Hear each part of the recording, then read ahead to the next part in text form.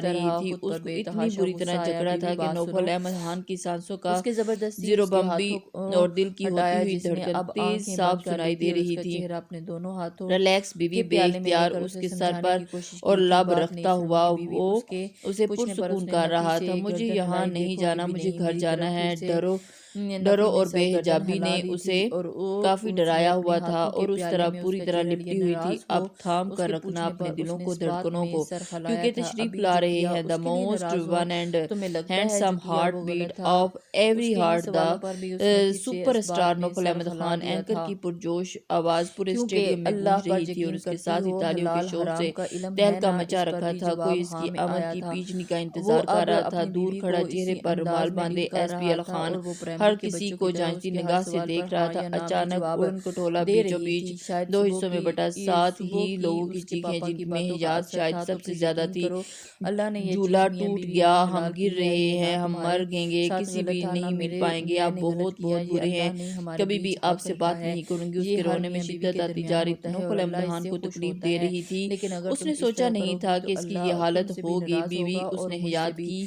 تم جو چاہتی ہو آواز دی ایسا تھی ہو، جو اسے نہیں، مگر اور اللہ شدت سے آپ سے پکڑ پہلے